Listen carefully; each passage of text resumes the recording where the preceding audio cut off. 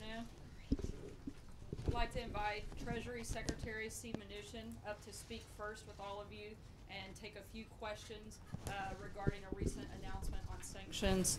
And as always, I will be back after to answer your questions. Thank you. Today, the Trump administration is continuing its efforts against the government of North Korea. Despite multiple UN Security Council resolutions imposing international sanctions, the government of North Korea continues its nuclear and ballistic missile programs. Today, Treasury's Financial Crimes Enforcement Network has found the Bank of Dandong to be a foreign financial institution of primary money laundering concern under Section 311 of the USA Patriot Act. This bank has served as a gateway for North Korea to access the U.S. and international financial systems, facilitating millions of dollars of transactions for companies involved in North Korea's nuclear and ballistic missile programs. The United States will not stand for such action. This will require U.S. banks to ensure that the Bank of Dandong does not access the U.S. financial system directly or indirectly through other foreign banks. This action reaffirms the Treasury Department's commitment to ensure that North Korea is cut off from the U.S. financial system. In addition, the Department of Treasury's Office of Foreign Asset Control has sanctioned 2 individuals and 1 entity for their continued support of North Korea's activities. While today's actions are directed at Chinese individuals and entities, we look forward to continuing working closely with the government of China to stop illicit financing involving North Korea. We are in no way targeting China with these actions. We will be meeting with China and other countries at the G20 next week to further our efforts to cut off North Korea's illicit activities. North Korea's provocative, destabilizing, and inhumane behavior will not be tolerated. We are committed to targeting North Korea's external enablers and maximizing economic pressure on the regime until it ceases its nuclear and ballistic missile programs. And with that, I'd be happy to answer any questions. Thank you very much. North Korea. Recently, the congressman introduced about the North Korea travel bans. Do Treasury Department have any guideline for the North Korean Travel Ban Act? I have no comments on that today, although I will say we will continue to look at a range of options as we are very serious about them stopping their activity. Can you quantify the financial activity that you're trying to stop today and the access, direct and indirect, this particular bank had the U.S. financial markets? Okay, well, this is very significant since this is the first bank that we've cut off under this, and that we will continue to look at these actions and continue to roll out sanctions. As I said, in this case, it's millions of dollars, but we are committed to cutting off all illegal funds going to North Korea. Can you explain how it works? Can you explain how it works, Mr. Secretary? Yes, so when we put sanctions... What they're doing now and what you're trying to stop. This bank will not be able to access the U.S. financial system either directly or indirectly, so it's a very significant action. Secretary, you made clear that this was not a punishment against China, but obviously the White House wants to be putting pressure on Beijing to take action against North Korea. Are you satisfied that China will see it that way, and with what China is doing currently against North Korea? Well, I think, as you know, President Trump and President Xi have had very productive conversations about North Korea, and we appreciate their work and hope they will continue to work with us. Notwithstanding that, we are taking these actions to show the seriousness in which we are going to deal with this. In the back. Thank you, Mr. Secretary. Can you talk more about the link between this specific bank and the government of North Korea? We're trying to get a better picture of what exactly they were funding in North Korea. Yeah, I'm not going to go into the specifics of that because it does involve certain intelligence, but again, I can tell you we have very specific intelligence, and again, we will follow the money and cut off the money. Mr. Secretary, would you be able to explain to us, I know you did the research, the actual economic impact this is going to have on the North Koreans, and how that economic impact negatively may cause them a change in their position? Well, I think, as you know, in Iran, the sanctions were very effective, and that's what's brought Iran to the table. And we will continue to work with our allies, and we will continue to speak to people at the G20. We are firmly committed to work with other nations to cut off illicit financing. Mr. Secretary, was China given a heads up in any way about the action that you're announcing today? And you used a term that in your statement. Is China an enabler as it relates to North Korea? Again, I'm not going to comment specifically on our behind-the-scenes conversations. We've obviously had very productive conversations with them. Again, as I said, this is not directed at China. This is directed at a bank, as well as individuals and entities in China. And again, whether in China or there anyone else, we will continue with sanctions. Can North Korea simply move their assets from this particular bank to another bank in China? Are they permissible again, to do that? if we find other activity, we will sanction other entities. Nobody's off limits. Quick follow-up on China. Can you just characterize whether you think China's doing enough? Because last week the president tweeted, while I greatly appreciate the efforts of President Xi in China to help with North Korea, it has not worked out. At least I know China tried. It sounded like he was giving up on China. Has he? I don't think the president is giving up in any sense. I think we will continue to work with China and everyone else. The president is firmly committed that we will cut the money off to North Korea until they behave properly. Any asks of South Korea? Any asks of the South Korean leader today? If you don't mind, two different topics. One, how much do you feel that China can actually move the needle on North Korea? Two, in terms of tax reform, you say you've got 100 folks over there roughly at the Treasury Department dealing with that issue. Are there any contingency plans in place in case health care doesn't get done? And thirdly, Janet Yellen, how much is the administration seriously considering her to remain on as Fed chair? Well, that's an awful lot of questions. So let me work backwards. Again, no decisions have been made in regards to the Fed chair.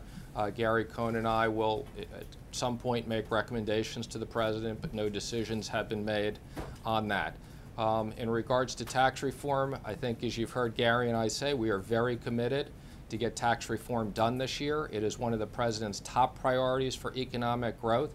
I think the people of America understand that we need economic growth, and we're committed to doing that. I expect that health care hopefully will get done, but regardless, we are committed to getting tax reform done. And you had so many questions, I forgot your first one. And how much, well, let me actually follow up with you on tax reform, if you don't mind. Paul Ryan had said today that things are on track. Why should the American public believe that things are actually on track with what we see what's going on with healthcare reform, and it seems like the timeline keeps getting pushed? Oh, well, why shouldn't the American public believe it? Of course they should believe it. We've said that. Speaker Ryan has said that. Chairman Hatch has said it. We are all 100% committed to getting tax reform done this year. Secretary, in February you received a letter from lawmakers suggesting that the Treasury Department should consider sanctioning the Bank of China. My question to you is, have you reconsidered that idea? Do you think that idea is on the table? And then the second question I had is about the debt ceiling. My understanding is that the debt ceiling drop dead time for you all is October. Does that give Congress additional time in your mind, or would you still like them to act earlier? I haven't given any specifics in regards to the drop dead date. What I have said is that I hope that Congress acts before they leave. Yet we do have contingency plans if they don't, so that the market shouldn't be concerned. But again, I think for the benefit of everybody, the sooner that they do this, the better. And as it relates to banks, again, I think as you've seen, we've taken very significant action today. We will continue to take very significant action, rolling out additional sanctions on North Korea until they stop their behavior. Secretary, one question on indirect access to the banking system. Are you aware of other banks that are providing similar access to North Korea, to the international financial system, and what other banks are you prepared to take steps against going forward? Again, let me just say, we have a team of people, both in Treasury and working with the intelligence agencies, and as we see other banks or individuals or entities, you can expect we will continue to roll out additional sanctions. This is something we take very seriously. We will be having discussions with our counterparties at the G20. This is a big priority of ours. Mr. Secretary, you said that this is not about targeting China, but this is aimed at a Chinese bank. Does it speak to a message that you're trying to send to China in any way, specifically right before the G20? Or is this really an indication of how limited your options are in terms of just dealing with North Korea directly? Well, first of all, I wouldn't say in any way it's limited in what our options are. Quite the contrary. We are committed and we will work with everybody, and nothing's off the table. Where we see illicit financing, we will stop it. And there's no message before the G20. The message to everybody at the G20 is this is a serious issue. We're going to work with everybody.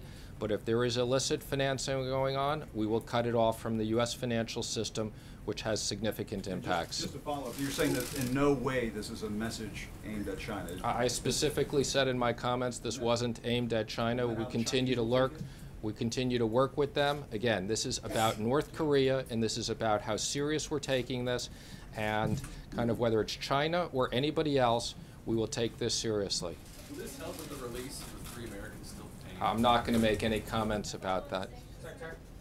Deanna Christen's question here, you said, quote, the president is firmly committed that we will cut the money off to North Korea until they behave properly.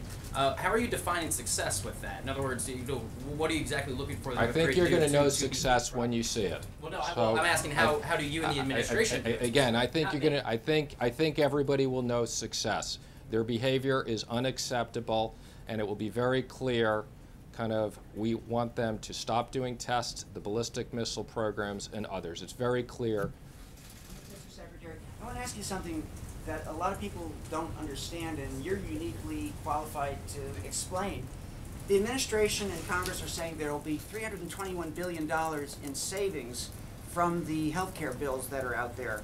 But isn't that because people and benefits are being taken away? So isn't this really just a takeaway?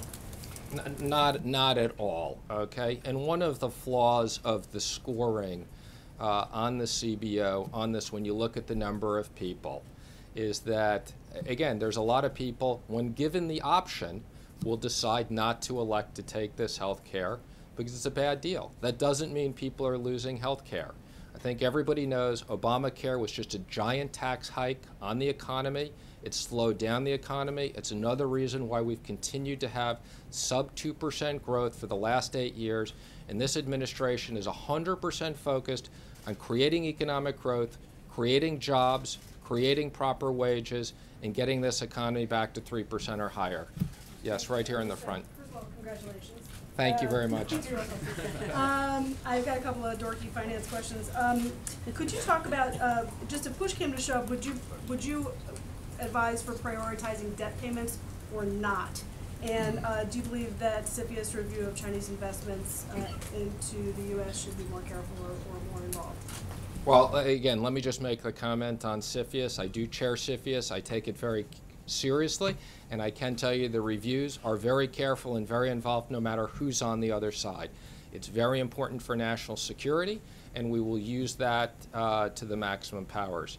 And in regards to prioritization, again, I think that Congress should act quickly, raise the debt ceiling, and we should pay our debts on time. Thank you, Mr. Secretary, and I was going to say congratulations too. Thank you. 2 questions. First, you were a participant along with Madame Lagarde at the last IMF World Bank meeting, and you certainly know there was some concern about what the future U.S. policy is toward involvement with the International Monetary Fund. What is the U.S. policy toward that and toward involvement in financial relief in the Eurozone? So let me just say I've had the pleasure of meeting with Christine, at least a dozen times. I think the IMF plays a very important role in looking at currency and world economies. The IMF was very helpful in regards to stabilizing the Greece situation and working with Europe. I think that could have been a major problem this summer that would have had significant concerns to the markets and the economy, and I think she was a very important part of those negotiations. Well, my second question was, how do you feel about maintaining the U.S. level of support at the IMF at the current level and specifically as a part of the relief for Greece, because the U.S. role is through the IMF in relief of the Greek financial crisis. Yeah, well, let me just comment. The IMF commitment to Greece was quite small. I'm not even sure that Greece are necessarily going to use that, so I think the significance was really more of a stamp of approval. And again, there's no direct cost to the U.S. or the taxpayers, and we're supportive of the IMF, although we'll look at our contributions to the IMF like we look at all contributions very carefully and making sure we're spending the taxpayers' money properly. In the back, yes. Clarify which entities are being sanctioned, because the paperwork that OFAC sent out also includes Dalian, Global Unity Shipping, 2 Chinese individuals, does not mention the Bank of Dandong in that paperwork. So is it 4 total entities? So there's 2 different actions. There is a FinCEN action against the Bank of Dandong, and then there are the 3 OFAC sanctions, as you've pointed out. So we should see a release from which part of Treasury? You said FinCEN? You will see FinCEN. There'll also be a release on the bank. Communicate this in advance to Beijing? That Again, this was gonna I'm not making any comments on our behind the scenes how we can communicate. Tax reform. You're a mathematical man. What are the chances that we get a 15% corporate tax rate or a 25% corporate tax rate in the final bill? Let me just comment. Tax reform is a pass-fail exercise, okay? And we're going to get this passed for a plan that's good for the American public. So we are working closely with the House and the Senate, and we're going to get a bill that's passed that's going to be great for this economy, great for Americans, putting people back to work. Is it a revenue neutral exercise? Is it a revenue neutral exercise? How is it possible for reducing the funding source for the health care to lead to lower premiums and expanded coverage? Again, I'm here primarily to talk about sanctions and tax reform, but I will comment again on health care, although it's not my primary area. The health care that's been in place is a bad deal for the American public, okay? And that's why a lot of people aren't using it, okay? It was a giant tax hike to the American economy, and premiums have been going up a ton. So we're looking at making the system more competitive so people can actually afford it. Secretary, we heard from your counterpart at the Department of Homeland Security that airports all over the world have to step up aviation security because there's this threat. This is the product of a months-long discussion within the interagency process that resulted in yesterday's decision. I'm wondering if you, sir, are convinced that the potential security risk, are you satisfied that the security risk outweighs any potential economic risk if, for example, certain airlines are cut off or certain airports are cut off if they don't comply? Well, let me just say, I can think of nobody better than General Kelly to protect our country in this position. Again, I've had the opportunity to discuss these issues with him at the National Security Council. I'm not going to comment specifically, but let me make it clear. The safety of the American public is our utmost concern, and we will never, ever put economic issues, okay, where we will risk the lives of the American public.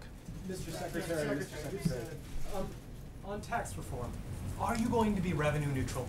And if the CBO and JCT say you don't get the growth or the revenue, what are you going to do? Okay, again, let me just first say there will be complete transparency when we come out with the plan. We are in the process of listening sessions. We've literally met with hundreds and hundreds of CEOs, think tanks, various different groups. I was over at the House twice today talking with people at the House of Representatives in groups. We've been at the Senate. We're listening. And as we develop this plan, we've said we're going to have a responsible plan that is paid for. And we do believe in dynamic scoring, and we're going to take that into account. Mr. Secretary, the GDP for the first quarter came out today at 1.4%. It was slightly better than economists anticipated. But during the campaign, the president repeatedly promised to have growth rates of between 3 and 4%. 2 questions. First, how much of that 1.4% is attributable to the actions of this administration or inactions? And secondly, when are we going to start seeing the 3 to 4% growth rate that the president promised? So again, I think I've been very clear on what our projections are for growth, and that we believe that we can get to 3% or higher GDP. We've been very clear that that's not this year, That's not next year. It will take some time to scale in. Our projection over the 10-year period is actually 2.9%, which I think is quite conservative, scaling up to 3 and staying there, which I think both the President and I believe we can do better than 3%. So our projections in the budget are quite conservative. I think that to the extent we can get health care passed, to the extent we can get tax reform passed, to the extent we can roll back regulatory issues, which we're working on very carefully, both in financial and in energy and in other areas, we are very comfortable that we will hit these growth projections. I'm going to take 2 more questions, and then I'm going to have to turn it over to the superstar over here. No, yes. Okay, thank you. The President said before that if China is not going to help solve the North Korea problem, then the U.S. will. He's made it clear that he doesn't think that China is currently doing enough. So where does he stand on the U.S. taking unilateral action? And is there a deadline, such as G20, maybe an ultimatum, or a deadline for which the U.S. would need to, that China would need to do more? I think the President has made it very clear that if there are deadlines, he is not going to advertise those deadlines. So I am not going to make any specific comments as to whether he has a deadline or if he has a deadline, when it is. That would make absolutely no sense. I can assure you we will have conversations with our G20 counterparts about this next week, and we've been having these conversations, and we will continue to do more on this. One more question. You're right here. Thank you. There was a little bit of a legislative snafu, but it does appear that the House and Senate will pass sanctions legislation related to Russia, includes a broad range of sanctions. I don't think we've gotten a straight answer from the White House on whether the President would support that. Does the administration support that? Is Treasury prepared to implement those sanctions? Well, let me just be clear. Again, not only the sanctions that we have on North Korea today, we have sanctions on Iran already. We will continue to put more sanctions on Iran around their ballistic missile and other programs. You've seen we've used sanctions in other areas. We will continue to use these. So notwithstanding anything Congress passes, I can assure you this administration and the Treasury Department will use sanctions to the maximum amount available by law. We don't need Congress to tell us to put on more. We're going to do more whether they tell us or not. But anyway, we look Russia sanctions. We got plenty of those on as well. So again, thank you everybody. A pleasure to be here. Thank you.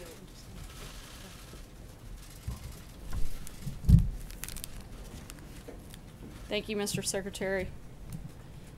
At the top of yesterday's briefing, you heard from Tom Homan and John Huber about how important the 2 immigration bills the House will be voting on today are in our efforts to secure the border and protect our communities. This morning, Secretary Kelly spoke about Kate's Law and the No Sanctuary for Criminals Act on the Hill, important legislation that is supported by 80% of Americans. Yesterday, the President heard the tragic stories of the innocent American lives that were ended by a violent individual who should never have been allowed into our country or our communities. A star high school athlete from Los Angeles who was killed by a member of the 18th Street Gang while his mother was serving her second tour of duty in Iraq, and Joshua Wilkerson, who was brutally beaten and tortured to death by his classmate in Texas, who then set his body on fire.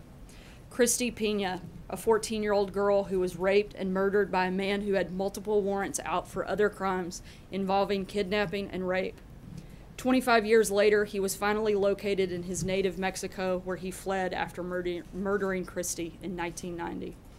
The President also heard from federal immigration officials and local sheriffs who are on the front lines of this fight to protect innocent American lives.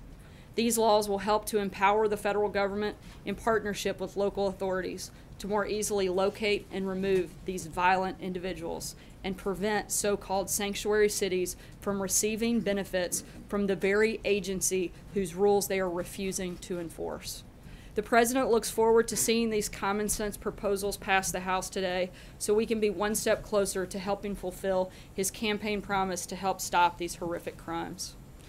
Yesterday, we were disappointed to see that people living in 14 out of Nevada's 18 counties will be left without a single choice on the state's Obamacare exchanges, specifically citing difficulties due to a shrinking and deteriorating market.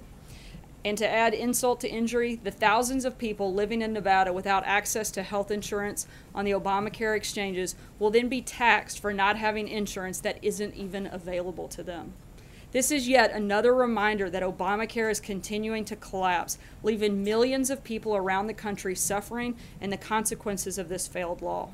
The Vice President is back on the Hill this afternoon for one-on-one meetings on health care. As work continues this week towards repealing and replacing Obamacare, we are keeping these American families, business owners, and individuals at the front of our minds. They've been paying ever-increasing premiums and still losing their plans and their doctors, and it's time for Republicans in the Senate to fulfill their promise to the American people and come together around a consensus plan to fix this broken system. In terms of the schedule for today, this afternoon, the President will make a big speech on the importance of American energy dominance at the Department of Energy. The United States has been reliant on other countries for our energy for decades, but with new innovations and advances, particularly in liquid natural gas, we have had the opportunity to not only become energy independent, but to use our abundant resources as an important tool in advancing our global interests. I'm going to let the President get into more details on how we're going to do that later this afternoon. Hopefully you'll all tune in. There have been a few questions asked this week that and Sean and I both said that we would get back to you on. I want to address a couple of those now. On Monday, Sean was asked how we knew that the Supreme Court's ruling on the President's travel executive order was 9-0 when the case when the decision was announced. In fact, the decision, which stayed the lower court's injunction on the President's executive order for all affected individuals without a bona fide connection to a person or entity in the United States, was unanimous on the point that the stay should be granted at least to that extent. 3 justices would have gone further and stayed the injunctions in full. No justice dissented on the point that the stay should be granted in part, and no justice indicated that he or she did not participate in the decision. Jennifer Jacobs from Bloomberg also asked about the IMF's projection about U.S. growth. This morning, the Commerce Department revised first quarter GDP upward, but both the IMF and the Commerce Department's figures show we still have much more work to do. The President has spoken out clearly about the need for faster and more sustainable economic growth that will create jobs and raise incomes for Americans. The IMF has expressed support for a lot of the President's policies, including more infrastructure spending, reforming our tax code, boosting educational outcomes, and adopting family-friendly policies. The President is also working to end job-killing government regulations and negotiate good trade policies that help workers. Lastly, Jordan Fabian from The Hill asked what deal breakers exist in Senate negotiations on the health care bill. The President isn't going to negotiate in public, but he has laid out his priorities to repeal and replace Obamacare with a system that provides greater choices and better coverage at lower cost. I can tell you that Obamacare is failing and new policy is around the corner. From our ongoing negotiations, we're confident that any amendments the Senate agrees to will make the bill stronger. The other bill out there that's gained the support of a majority of House Democrats is the Bernie Sanders single-payer plan that would cost the government $32 trillion over the next decades. 113 House Democrats, including the DNC vice chair, have signed on to this approach. The President believes that it's completely unaffordable and creates a one-size-fits-all government approach to health care. That bill and others like it on the other side that have been proposed are clearly deal breakers. Now that I've answered a couple of the questions from earlier this week, be happy to take a few now. John Roberts. Sarah, in reference to the President's tweets this morning that have been a matter of some discussion today, you said earlier on Fox News that the President has a right to defend himself when he is attacked, and it's no secret that this particular program has been very critical of him. However, the nature of the tweets this morning has drawn condemnation from people on Capitol Hill, including the Speaker of the House, Senator Graham, Senator Susan Collins, all of whom are allies of the President. Did the President go too far with this tweet in its deeply personal nature? I don't think so. I mean, I think that the President has been attacked mercilessly on personal accounts by members on that program. And I think he's been very clear that when he gets attacked, he's going to hit back. I think the American people elected somebody who's tough, who's smart, and who's a fighter. And that's Donald Trump. And I don't think that it's a surprise to anybody that he fights fire with fire. The things that this show has called him, and not just him, but numerous members of his staff, including myself and many others, are very deeply personal. So to then turn and pretend like, this approach is, I guess it's kind of like we're living in the twilight zone. They do this day after day after day, and then the president responds and defends himself, and everybody is appalled and blown away. Frankly, if this had happened in the previous administration, the type of attacks launched on this program, the things they say, utterly stupid, personality disorder, mentally ill, constant personal attacks, calling multiple members liars to their faces while they're sitting on their programs, the rest of the media would have said, guys, no way, hold on. But nobody does that. But the president, he's not going to step back. He's showed that, and that's exactly what he did today. If I could just follow on that, Sarah, if I could just follow on that. A couple of the criticisms from supporters of the president have been that this particular tweet was beneath the dignity of the office. Where does the president draw that line on the dignity of the office? Look, I think that he shows that every day in the decisions that he's making, the focus and the priorities he's laid out in his agenda, but he's not going to sit back and be attacked by the liberal media, Hollywood elites, and when they hit him, he's going to hit back. Sarah? I have a healthcare question, but on this, just one other aspect of it. Some have suggested in their tweet response or public announcements today that the president misconstrued one of the messages that should have been gathered from the shooting that involved Steve Scalise and others, that the hostility of the verbal environment can create an atmosphere of violence. I'm not saying that, but members of Congress have said that about this particular tweet. I know that episode affected the president and those here at the White House personally, very importantly and deeply.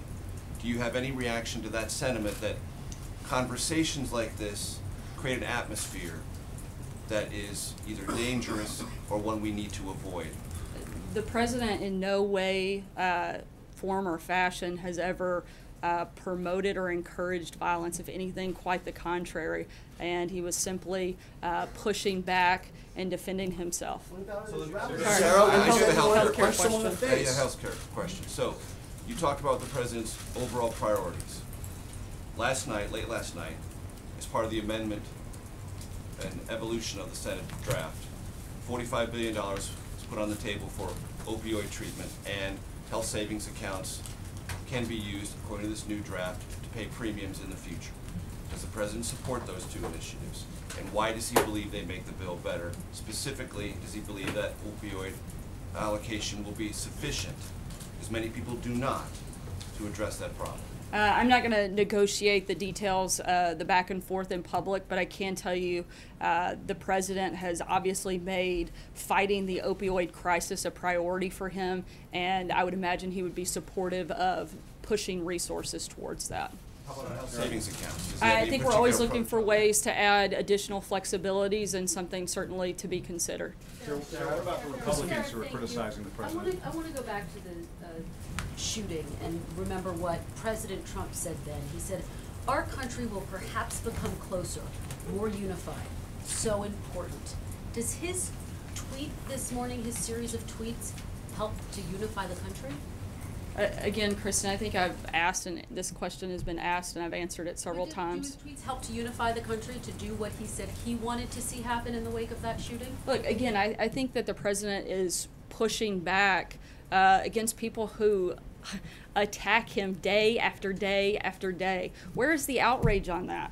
You guys are constantly coming and asking, like, is this okay? He does it one time. This is day after day after day. And it's not just the president. The only person that I see a war on is this president and everybody that works for him. There are two questions to follow up on that. One is that I understand your point, but he is the president of the United States. They are cable news anchors, so he has to stand to a higher standard.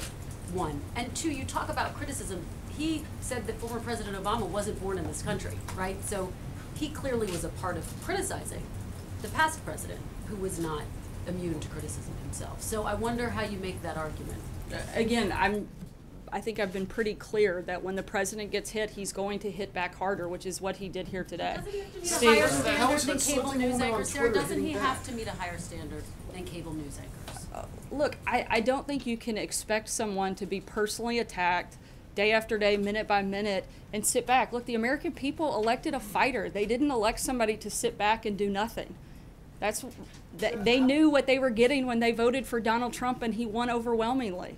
Sarah, how is insulting a woman on Steven, Twitter being a fighter? What about the impact of statements like this on his effectiveness?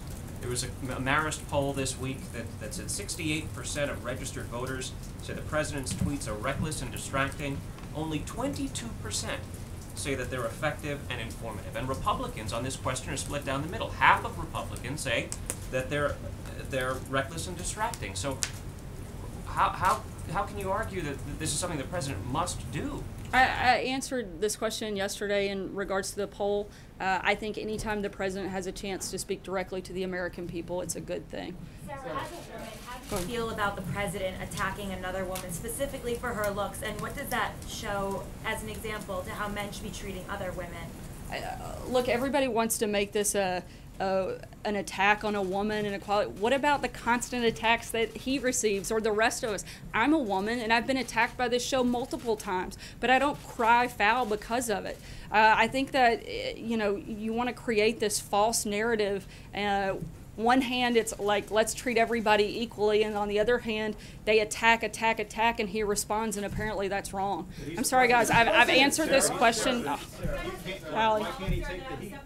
Too, and this kind of gets to the point that's been made, and exactly, this is the point that's been made, so I'm not sure why we're continuing to answer the same question. Talking about the idea that the president is a fighter. I just want to put it in, because you talk about being personally affected by all of this as well, and that nothing is wrong with the president fighting fire with fire is the argument that you're making. So I would ask this to you, sort of on a personal level. You have stood here and talked about your family from this podium. Are you going to tell your kids this behavior is okay? Look, I've been asked before when it comes to role models as a person of faith.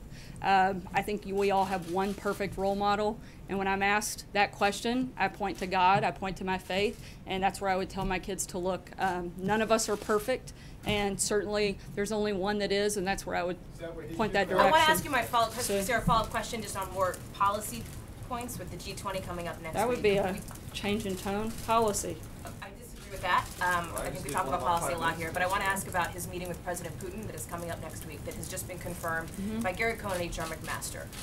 And a definitive answer from you on whether the president will bring up election interference. It is clearly the biggest topic between the U.S. and Russia right now, the fact that Moscow meddled in the election. Is the president going to press Putin on that? Obviously, I'm not going to get ahead of the president's conversation, as we typically do. I would imagine we'll have a readout after that conversation takes place. John? Thanks. I'll come to you next. Okay, thanks a lot, Sarah. The president's tweet today, does it help his legislative agenda? Does it help him win the votes of those 9 senators who have come out against that Senate bill? Senator Collins, Senator Murkowski, for instance. What's your view on that? Again, I think we're just looking for new ways to rephrase this question. The president was attacked. He responded. There's nothing more I have to add than that. John, busy. To his legislative agenda, I'm not asking about the tweet Look, itself. I think the president I'm asking about whether or not this helps his legislative agenda. I think the president would love for us all to focus on the legislative agenda a whole lot more. You look at the coverage over the last month of the extended period between May and June, all of the major networks, if you look at their coverage and what they're talking about, they spent 1 minute in the evening newscast talking about tax reform, 3 minutes on infrastructure, 5 minutes on the economy and jobs, 17 minutes on healthcare, and 353 minutes attacking the president and pushing a false narrative on Russia. I mean, look at that in comparison. If you guys want to talk about legislative agenda and focus on policy and priorities, you guys get to help set that table. And 353 minutes of attacks against the president and driving a false narrative, and 1 minute on tax reform. That's over the course of a month. That's incredible. The numbers, guys, the numbers don't lie. The media's focus on priorities, they don't line up with the rest of America. Right now, we've got our economy's growing, the stock market's up, unemployment is down, jobs are back, and ISIS is on the run. America is winning, and that's what we'd like to talk about. But you guys constantly ignore that narrative. Go ahead, John. All of those points that you make, Sarah, about the positive elements of what the president's agenda are certainly true. All of those things are true. But the president today put out this tweet which takes away from all of that. And you expect us here in this room to simply ignore that. I think that's the valid question that should be asked of you right now. Should we just ignore this entirely? I think he's put out a number of tweets on health care, on the immigration bills that'll be in the House today, but that's not being talked about. That's not being asked about. But the discrepancy, again, 353 minutes. You can't say that you want to talk about policy and then you look at the numbers and they just don't lie. You can't expect for that amount of attack and intensity to come on a president and him to never respond. John Gizzi. I said I was going to John Gizzi next. Two questions for you, Sarah. First, did the U.S. administration send a representative to the funeral mass for Chancellor Kohl, or will they send anyone to the official funeral service July 1st? I do believe that there is an official delegation. I'll have to get details back to you on that. The question is this: you've had people turn down nomination to be Deputy Secretary of the Treasury. The President's on his third appointee, I believe, for Secretary of the Army. And the ambassador to Ireland has declined the nomination, and there's no candidates for ambassador to Germany or France, both major allies, or Greece for that matter, an important country. Is the president having trouble recruiting people to fill some of the key slots that remain unfilled after 6 months? No, John, actually the trouble isn't in the recruitment, it's in the vetting and getting them through the process. Like I mentioned yesterday, there are over, I believe, 100 candidates in the queue waiting to be pushed through, but due to the historic obstruction, it's taking much longer than normal to get a lot of those nominees through. And frankly, a lot of the people that are part of that process, one of the #1 reasons we've had people take a step back is because that process is so lengthy. And hold on, I've got a Skype question from Chris Berg in North Dakota, and we'll go to that. Hey, Sarah, thank you so much. I don't want to talk about any tweets. I want to talk about making America great, part of the energy dominance and energy. Here's the thing. During the Dakota Access Pipeline protests, we had some pretty scary times here in North Dakota. Just a couple weeks ago, a judge made a decision suggesting that the Army Corps of Engineers may have prematurely issued some permits. This creates more uncertainty. My question is this. What specifically is the administration going to do to give these companies more certainty, more clarity as they make these multi-billion-dollar infrastructure investments to move our energy? At the same point in time, our tribal leaders and tribal nations feeling honored and respected throughout this entire permitting process. It was a little difficult to hear, but I believe the question was focused on energy production specific to Dakota Access. And I think we've been talking consistently about this. The president is dedicated to increasing energy production in the United States, and we're doing a part of the review of the Dakota Access Pipeline. It's the administration working with those tribal leaders and stakeholders throughout that process to make it as successful as possible. A lot of the tribal leaders also want to expand energy production and development in their area, and we're going to work continuously with them to try to make that as successful as possible. Jordan? Thank you, Sarah. I want to ask you again about this Russia sanctions legislation in Congress. If, as Treasury Secretary Mnuchin said, the administration wants to go to the upper limits of the law in keeping those sanctions on Russia, then why not support this legislation that basically keeps what has been slapped down in place? Yeah, again, we're continuing to review that process until there's final legislation there. I've got another Skype question from Greg Merriweather in Louisiana. Hopefully we'll be able to hear him a little better. Healthcare. Specifically, our governor put out numbers that perhaps hundreds of thousands of people in Louisiana will lose their health care if this bill goes through. If you add the other states, that kind of puts it into the billion. Is there an acceptable number you all talked about behind the scenes of people losing coverage to get the greater bill through?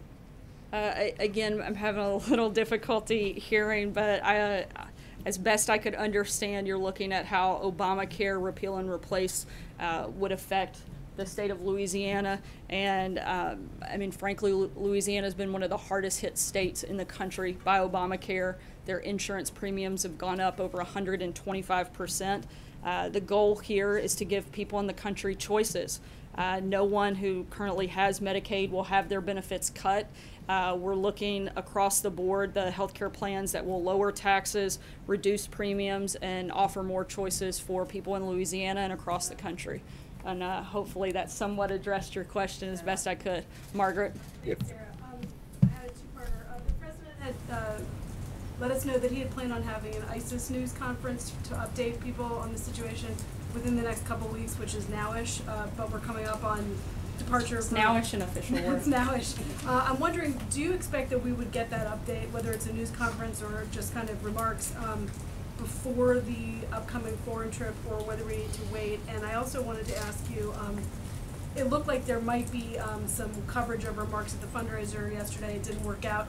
But beyond yesterday, are you guys looking at beginning to do that now for fundraisers of a certain size, to have some transparency or the ability to hear what he's telling donors? Yeah, yesterday it was a logistical issue. Trying to make that and accommodate at the last minute was going to be a little bit complicated, certainly on the table for future events. As for the first question, we'll keep you posted when we have an announcement on that. As you guys know, the president is getting ready to depart for the Department of Energy, and we'll be speaking on that soon. Thanks so much. So no apology from the president, sir?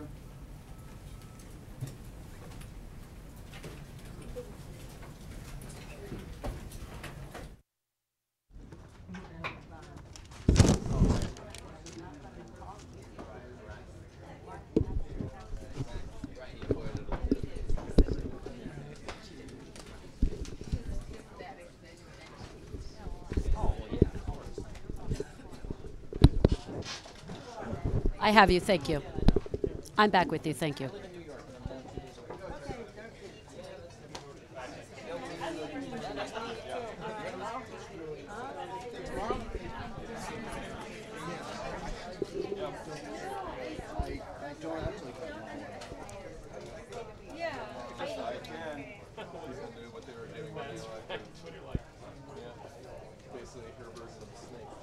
Pretty much, yes.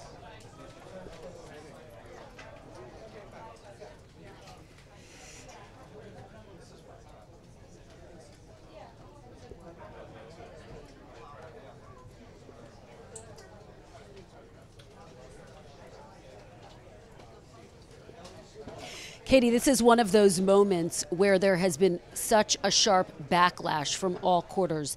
And as you point out, these tweets have really overtaken the press briefing, dominated the majority of it. And it is an agenda that the president set himself this morning when he unleashed those series of tweets. So just to break down what we heard from Sarah Huckabee Sanders, she was pressed over and over again on the tone of the president's tweets, the fact that he was calling for unity several weeks ago in the wake of that tragic and devastating shooting that left Majority Whip Steve Scalise hospitalized. The president called for unity then. Do these tweets not undercut that very important message?